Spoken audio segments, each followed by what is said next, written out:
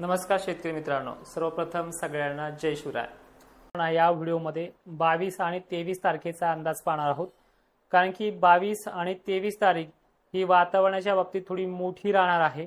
यामध्ये सकाळपासून ते संध्याकाळपर्यंत बऱ्याचशा जिल्ह्यांना सूर्यदर्शन म्हणावा असं नाहीये, आहे पण म्हणावा असं नाहीये।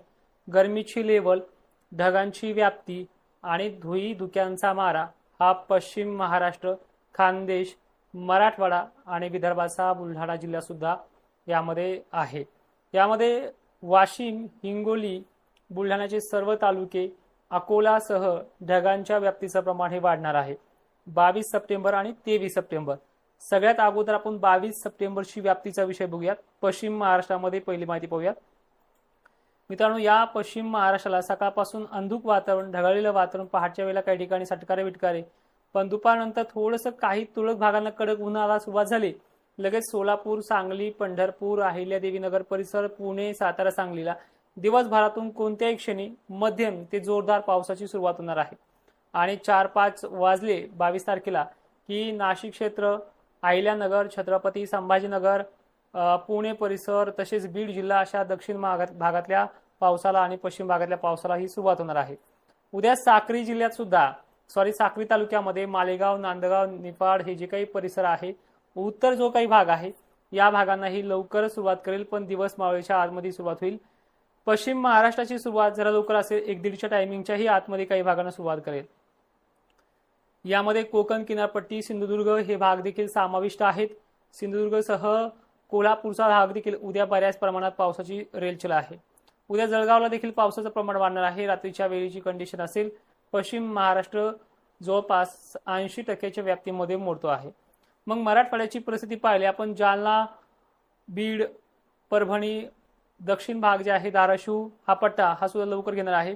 नांदेड, हिंगोली सुद्धा 22 तारखेच्या रडारवरती येते। मध्यरात्री किंवा उशिरापर्यंत मराठवाड्यातले सगळे जिल्हे हे 22 तारखेच्या रडारवरती आहे। बऱ्याच शेतकऱ्यांना माझे अंदाज आवडतात, तर तुम्हाला माझे अंदाज आवडत असतील तर लाईक करा, कारण की बऱ्याच शेतकऱ्यांपर्यंत मेसेज पोहोचतो। धुळ्याचा, जळगावचा आणि नंदुरबारचा समावेश ह्यावेळी थोडा बरा राहू शकतो। 22 सप्टेंबरची ही परिस्थिती आहे। त्यामध्ये जळगावचे सर्व तालुके जे पश्चिमेकडे येतात, दक्षिणेकडे येतात यांचा समावेश आहे, जसे की जामनेर, पाचोरा, बोदवड, दक्षिणेकडे जे काही भाग आहे त्या भागांचा हा समावेश असेल। उद्या भोकरदनचा आणि जाफराबादचा बऱ्यापैकी नंबर देखील लागू शकतो 22 सप्टेंबरला। आज 21 सप्टेंबरला देखील या भागामध्ये उत्तरेकडील भागांना घेण्याचा अंदाज आहे। नंतर या भागामध्ये जी काही परिस्थिती आहे 22 सप्टेंबरची तुम्हाला समजली असेल। सरळ सरळ सांगायचं थोडक्यात म्हणले 22 तारखेच्या बद्दल, तर पश्चिम महाराष्ट्रातले सर्व जिल्हे आहेत, काही भागांना तो सोडेल, सर्व दूरची व्याप्ती नाहीये, पण 80% व्याप्ती मात्र नक्की आहे। मराठवाड्याची सुद्धा 80% व्याप्ती आहे। मध्यरात्रीपर्यंत ही व्याप्ती पूर्ण होईल। पावसाचं प्रमाण हे गडगडाटीचं आहे, मेघगर्जनेचं आहे आणि पूर्व विदर्भातल्या वर्धा, गोंदिया, चंद्रपूर, नागपूर, त्याचबरोबर अमरावती यांना अतिशय भयंकर गरमी जाणवेल। त्यामुळे स्थानिक वातावरणाचा फटका या भागात देखील बसू शकतो। तर या भागामध्ये कुठल्या जिल्ह्यांना हा फटका बसण्याचे चान्सेस आहेत? यामध्ये वर्धा आहे, अमरावतीचा दक्षिणेकडील भाग आहे, अकोला जिल्हा आहे, वाशिम देखील भाग आहे, वर्धा देखील आहे, चंद्रपूरच्या देखील अनेक भागामध्ये हे परिणाम पाहायला मिळतील। आणि विशेषतः ही माहिती तुम्ही इतरही शेतकऱ्यांपर्यंत पोहोचण्याचं काम करा। पण 2 वर्षापासून या चॅनलवरती काम करतोय, तर ह्या चॅनलचे 100K सबस्क्रायबर पूर्ण करण्याचे ते आपल्याला करायचे आहेत। मग आता थोडक्यामध्ये 23 तारीख जाणून घेऊयात। 23 तारखेला थोडं वारं सुटल्यासारखं वाटेल, वातावरण धुईचं आहे, धुकट आहे, वातावरण असं मोकळं असेल अनेक ठिकाणी सकाळून, पण दुपारनंतर हे वातावरण वाढणार आहे। चंद्रपूर, अकोला, अमरावतीला उत्तरेकडनं वारे हे 23 तारखेला वाहतील, त्यामुळे बऱ्याच ठिकाणी पाऊस उघडल्यासारखा वाटेल। पण या तारखेपासून पुढे यांच्या भागामध्ये थोडी उघाड दिल्यासारखी वाटेल, पण पाऊस यांच्या भागात स्थानिक वातावरणाचा आहे, सर्व दूरची व्याप्ती नाही। मग 23 तारखेचा जो काही पाऊस असेल ना, तो पाऊस पुणे पट्टा, कोकण किनारपट्टीला अतिवृष्टीसारखा असेल। त्यानंतर धाराशिव पट्ट्याला जास्त आहे, बीड आहे, अहिल्यानगर आहे, नाशिक क्षेत्र सुद्धा आहे 23 तारखेला। रात्री उशिरापर्यंत जर आपण पाहिलं तर धुळ्याचा भाग दक्षिणेकडे घेईल। छत्रपती संभाजीनगरचे अनेक भाग आहे, वैजापूर, गंगापूर, पैठण, जालना देखील अनेक तालुके आहेत, त्यामध्ये अंबड, घनसावंगी, परतूर, मंठा, सेलू हे देखील भाग येतात। नांदेडमध्ये हा पाऊस आहेच 23 तारखेचा, मात्र कोकण किनारपट्टीला जास्त असेल। आणि ह्या तारखेच्या नंतर 23 तारखेचा सोलापूर वगैरे भाग देखील आहे। या तारखेच्या नंतर 24 तारखेला वातावरण अनेक भागांमध्ये अंधुक ढगाळलेलं आणि फक्त नाशिक जिल्ह्यापुरतं, अहिल्यानगर पुरतं आणि सोलापूर पुरतं पावसाचं राहील.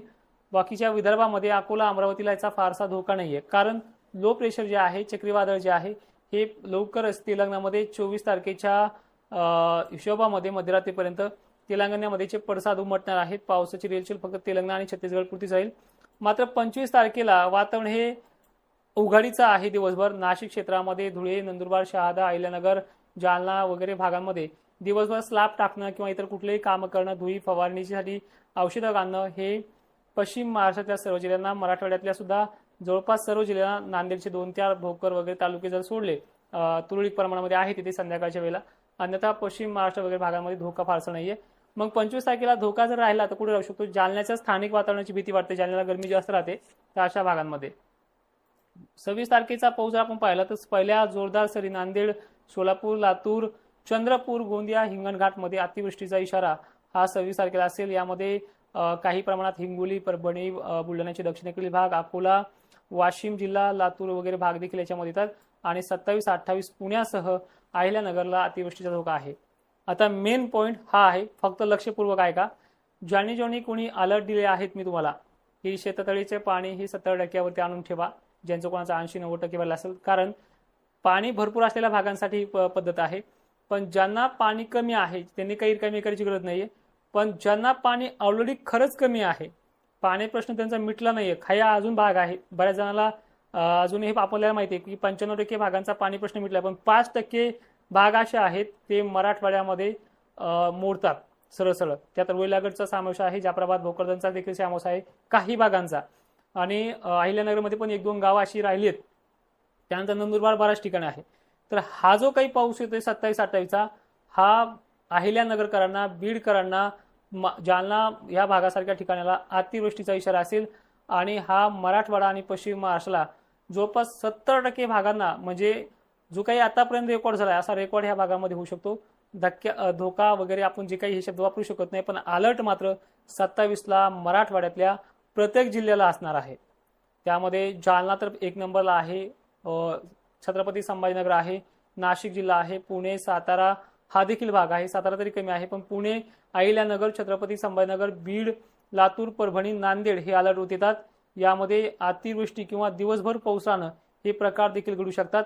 आता सामायिक पहा, मग हा पाऊस मुंबई, कोकण किनारपट्टीचा जर विचार केला आपण, तर नाशिक क्षेत्राला सर्वाधिक जास्त फटका देणारी तारीख जी असेल ना ती 28 असणार आहे, 27 किंवा 28. पण तुम्हाला यामध्ये अलर्ट काय करायचे की आता बघा, पीक तर आपण घरात नाही आणू शकत, अनेक गोष्टी आणू शकत नाही. याच्यामध्ये तडाखे असे आहेत की पाऊस लागून राहिला तर 5 घंटे सुद्धा उघडू शकत नाही, हा मोठा अलर्ट आहे. ही परिस्थिती नाशिकच्या त्र्यंबकेश्वर, दिंडोरी, निफाड, मालेगाव वगैरे ज्यांना पाणी कमी नाही आहे ह्या तालुक्यामध्ये, असा एकही तालुका राहणार नाही. त्यामुळे ज्यांना पाणी नाही त्यांना गुड न्यूज आहे, पण बऱ्याच शेतकऱ्यांना अतिवृष्टीची बॅड न्यूज आहे. त्यामुळे फक्त एवढे 2 दिवस सांभाळा, बाकी तुम्हाला इथून पुढे मोठे धाक नाही येतं. माहिती शेवटपर्यंत पाहणाऱ्या शेतकऱ्यांचे धन्यवाद, आणि ही माहिती सर्व शेतकऱ्यांना पाठवण्याचा प्रयत्न करा. जय शिवराय.